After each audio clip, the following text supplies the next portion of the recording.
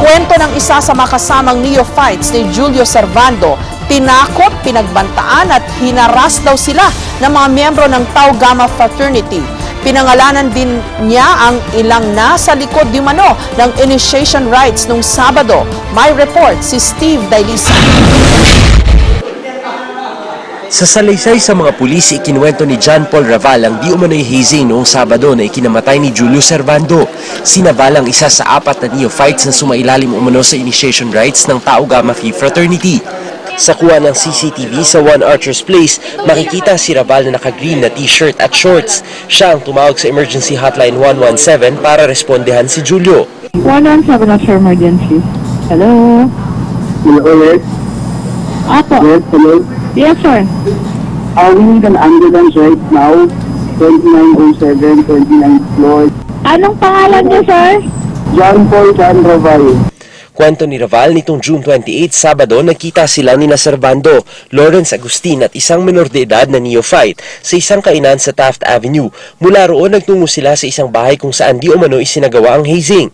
Mula alas 6 ng gabi, tumagal daw ng 3 oras ang pisikal at mental na pagpapahirap sa kanila habang hinahataw ng padel at sinturon. Pinangalanan na rin ni Raval ang 10 di umano'y pasimuno ng hazing.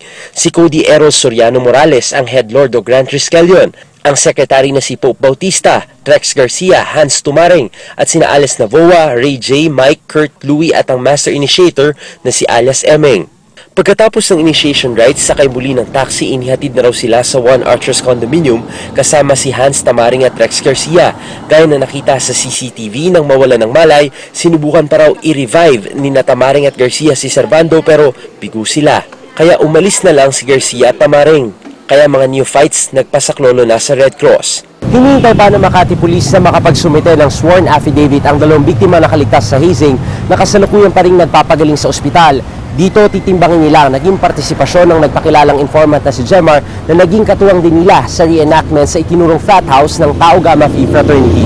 Baka mamaya ma-divert ang ating atensyon sa kanyang sasabihin na magiging kontra sa sasabihin natin ng victim na dapat bago ko siya pakinggan, mapakinggan ko muna, malaman ko muna ang direct statements ng ating mga victim. No? Sila ang vital witnesses. Isinumite rin sa Makati Police ng ama ni Julio Servando ang mga pangalan at address ng ilan sa mga sospek. As a father of a child that got killed, frankly, para sa akin it's not fast enough. Mensahe niya sa mga leader ng Tau Gamma Phi Fraternity. If they will come forward, approach us, and express their sympathy, pero help us with the resolution of this case, we're willing to meet with them. Ang Commission on Higher Education kinundina ang nangyaring initiation na ikinamatay ni Julio. Ikinalulungkot daw nilang sa kabila ng mahigpit na pagbabawas sa ganitong aktibidad ay patuloy pa rin itong nangyayari. Nananawagan ang ahensya sa mga paaralan na maging mas responsable sa pagbabantay sa mga grupong nabubuo sa eskwelahan. Steve Dailisan, GMA News.